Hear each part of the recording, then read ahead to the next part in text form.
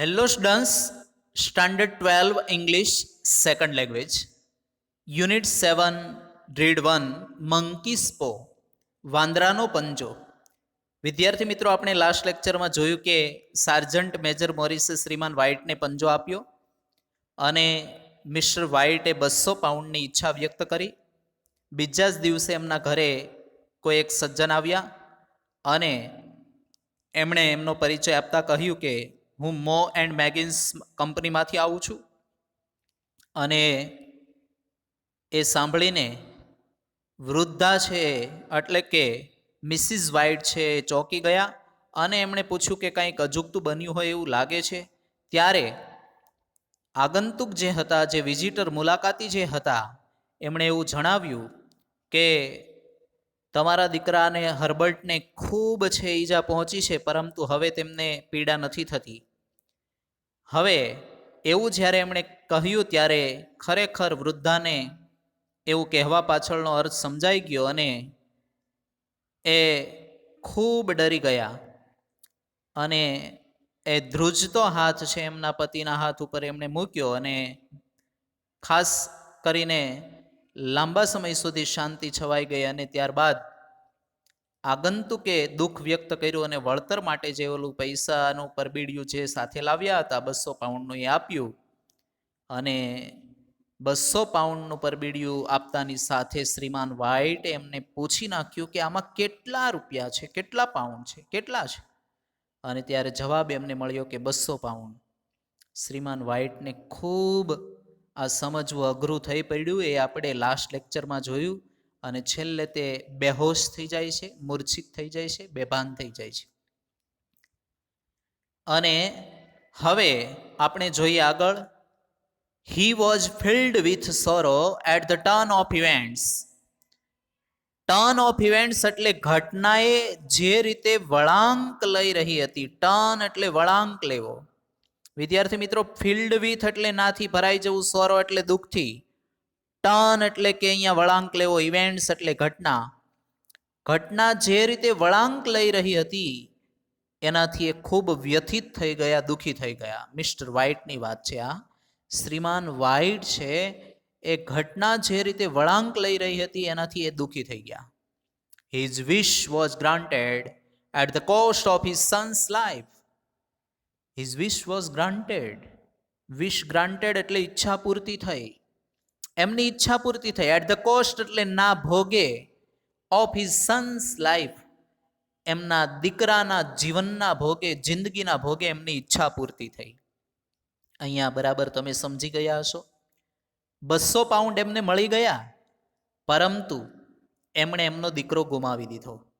એટલે અહીંયા એવું કહેવામાં આવ્યું છે કે એમના દીકરાની જિંદગીના ભોગે, જીવનના ભોગે એમની ઈચ્છા પૂર્તિ થઈ. After a few days pass. Few days એટલે થોડા દિવસો, પાસ એટલે પસાર થઈ ગયા, આફ્ટર એટલે બાદ, થોડા દિવસો પસાર થયા બાદ Mrs White had demanded the monkey's paw. શ્રીમતી વ્હાઇટે ડિમાન્ડેડ એટલે માગણી કરી, મંકીસ પો એટલે વાંદરાના પંજાની માગણી કરી. એજ એટલે કારણ કે she want to make a wish. Wanted to make a wish એટલે વોન્ટ ટુ મેક વિશ એટલે કે ઈચ્છા વ્યક્ત કરવી હતી. And had her son back અને એમનો દીકરો છે એ પાછો મેળવવો હતો, જોઈતો હતો. થોડા દિવસો બાદ, after few days pass, Mrs White had demanded the monkey's paw as she wanted to make a wish and had her son back. થોડા દિવસો બાદ શ્રીમતી વ્હાઇટે વાંદરાના પંજાની ડિમાન્ડેડ એટલે માગણી કરી, કારણ કે તે ઈચ્છા વ્યક્ત કરીને, wanted to make a wish એટલે ઈચ્છા વ્યક્ત કરીને એમનો દીકરો પાછો મેળવવા ઈચ્છતા હતા. એના દીકરાને પાછો લાવવા માંગતા હતા, ઈચ્છા વ્યક્ત કરીને. હવે આ વાંદરાના પંજાને તમને ખબર તો છે કે આપણે પહેલા જ જોયું હતું કે 3 ઈચ્છા પૂર્તિ કરી શકાય. તો પહેલી ઈચ્છા તો એમની પૂર્તિ થઈ. હવે મિસિસ વ્હાઇટ છે એમને ઈચ્છા પૂર્તિ કરવી છે કે એ એમના દીકરાને પાછો લઈ આવે. I want it, she said. તેણીએ કહ્યું આઈ વોન્ટ ઇટ, મારે એ પંજો જોઈએ છે. વોન્ટ એટલે ઈચ્છવું, સેડ એટલે કહ્યું. તેણીએ કહ્યું કે મારે એ પંજો જોઈએ છે. મિસ્ટર વ્હાઇટે પૂછ્યું, વાય, શા માટે જોઈએ છે? આઈ only just thought of it. જવાબ મળ્યો, આઈ only just thought of it. મને માત્ર એમનો વિચાર આવ્યો. જસ્ટ હમણાં જ મને એમનો વિચાર આવ્યો. થોટ એટલે વિચાર આવ્યો, ઓફ ઇટ એટલે તેમનો, એટલે કે પંજાનો વિચાર હમણાં જ મને આવ્યો. શી સેડ હિસ્ટેરિકલી. હિસ્ટેરિકલી એટલે વિદ્યાર્થી મિત્રો ખૂબ ઉન્માદપૂર્ણ રીતે, એટલે કે અનકન્ટ્રોલ્ડ ઇમોશનથી, લાગણીઓ ઉપર કાબુ ગુમાવીને એમણે જવાબ આપ્યો, ઉન્માદપૂર્ણ રીતે જવાબ આપ્યો કે મને માત્ર એમનો વિચાર આવ્યો એટલે જોઈએ છે. પછી આગળ જવાબ આપતા એ જણાવે છે, ધ અધર ટુ વિશીસ, મારે બીજી 2 ઈચ્છા પૂર્તિ કરવી છે. અધર ટુ વિશીસ, બીજી 2 ઈચ્છા. Why didn't I think of it before, she replied rapidly. Replied means જવાબ આપો, રિપ્લાયડ જવાબ આપો, રેપિડલી એટલે ઝડપથી, એણે ઝડપથી જવાબ આપ્યો. Y didn't I think, think એટલે વિચારવું, બિફોર એટલે પહેલા, ઓફ ઇટ એટલે એમનો વિચાર, ડિડન્ટ એટલે શા માટે ન આવ્યો અહીંયા, વાય ડિડન્ટ એટલે શા માટે. તેણીએ ઝડપથી જવાબ આપ્યો, મને એમનો પહેલા શા માટે વિચાર ના આવ્યો, શા માટે મને પહેલા એમનો વિચાર ના આવ્યો, પંજાનો વિચાર ના આવ્યો, આ ઈચ્છાનો વિચાર ના આવ્યો. વોટ વિશ હી આસ, શાની ઈચ્છા, હી આસ, શ્રીમાન વ્હાઇટે કહ્યું, પૂછ્યું, આસ પૂછ્યું, શ્રીમાન વ્હાઇટે પૂછ્યું કે શાની ઈચ્છા વ્યક્ત કરવી છે તારે, કઈ ઈચ્છા જોઈએ છે? તો જવાબ મળે છે, એટલે કે શ્રીમતી વ્હાઇટ જવાબ આપે છે, વિશ અવર બોય અલાઇવ અગેન. એ ઈચ્છા, વિશ એટલે ઈચ્છા, અવર બોય એટલે આપણો દીકરો, અલાઇવ અગેન પુનર્જીવિત થાય, આપણો દીકરો પુનર્જીવિત થાય એ ઈચ્છા જોઈએ છે. એ ઈચ્છા મારે માગવી છે, વ્યક્ત કરવી છે. બ્રિંગ હિમ બેક, તમે એને પાછો લઈ આવો. બ્રિંગ એટલે લઈ આવું, બેક એટલે પાછું, એને પાછો લઈ આવો. ક્રાઇડ ધ ઓલ્ડ વુમન, આ વૃદ્ધાએ ચીસ પાડીને, આ વૃદ્ધ સ્ત્રીએ ચીસ પાડીને કહ્યું કે આપણો છોકરો, આપણો દીકરો ફરીવાર પુનર્જીવિત થાય અને તમે એમને પાછો લઈ આવો. મિસ્ટર વ્હાઇટ એક્સપ્લેન્ડ ધેટ, અહીંયા બહુ સરસ મજાની વાત કરી છે. Mister white explained that, explained એટલે સમજાવવું.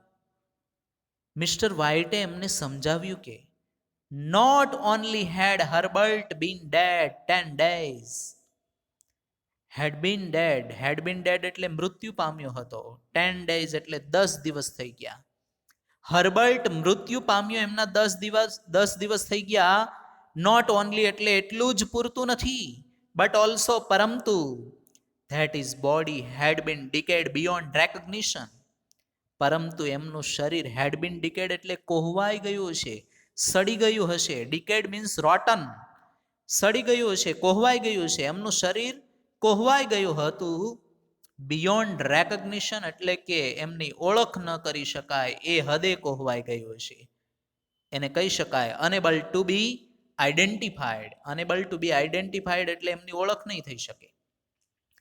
Mister white explained that not only had Herbert been dead 10 days, but also that his body had been decayed beyond recognition.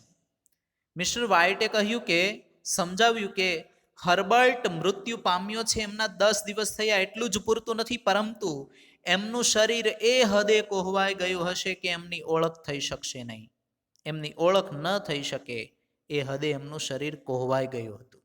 કારણ કે 10 દિવસ થાય, માણસનું બોડી છે, મૃત શરીર છે, ડેડ બોડી છે, એ 10 દિવસ રહે તો સંપૂર્ણ રીતે કોહવાઈ જાય, એ ઓળખી પણ ના શકે. રાઈટ વાત હતી, પરંતુ મિસિસ વ્હાઇટને ઈચ્છા પૂર્તિ કરવી હતી. But his wife pulled him towards the door.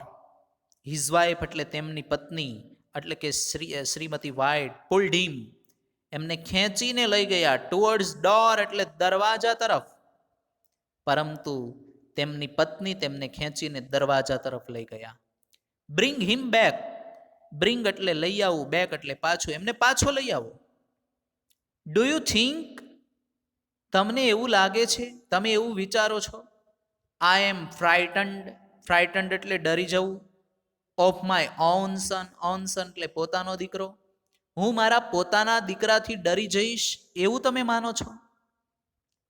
અહીંયા શ્રીમતી વ્હાઇટ છે, શ્રીમાન વ્હાઇટે શ્રીમતી વ્હાઇટને સમજાવ્યા તેમ છતાંય, પરંતુ શ્રીમતી વ્હાઇટ તેમને દરવાજા તરફ છે એ ખેંચીને લઈ ગયા અને કીધું કે તમે એને પાછો લઈ આવો. તમને એવું લાગે છે કે હું મારા દીકરાથી ડરી જઈશ? Mr White took out the monkey's paw. વિદ્યાર્થી મિત્રો, પહેલી ઈચ્છા તો આપણે જોઈ, 200 પાઉન્ડની એમણે ઈચ્છા વ્યક્ત કરી અને એમનું શું રિઝલ્ટ આવ્યું એ આપણે જોયું. જોઈએ બીજી ઈચ્છા વ્યક્ત કરે છે. Mister White took out the monkey's paw and raise his hand. શ્રીમાન વ્હાઇટે ટુક આઉટ એટલે બહાર કાઢ્યો, મંકીસ પો એટલે વાંદરાનો પંજો બહાર કાઢ્યો, એન્ડ રેઝ હિઝ હેન્ડ અને એમનો હાથ ઊંચો કર્યો. શ્રીમાન વ્હાઇટે વાંદરાનો પંજો બહાર લીધો અને એમનો હાથ ઊંચો કર્યો, વાંદરાનો પંજો બહાર કાઢ્યો અને એમનો હાથ ઊંચો કર્યો. આઈ વિશ માય સન અલાઇવ અગેન. આઈ વિશ એટલે હું ઈચ્છા વ્યક્ત કરું છું, માય સન એટલે મારો દીકરો, અલાઇવ અગેન પુનર્જીવિત થાય. મિસ્ટર વ્હાઇટે પંજો હાથમાં લીધો, હાથ ઊંચો કર્યો અને ઈચ્છા વ્યક્ત કરી, આઈ વિશ માય સન અલાઇવ અગેન.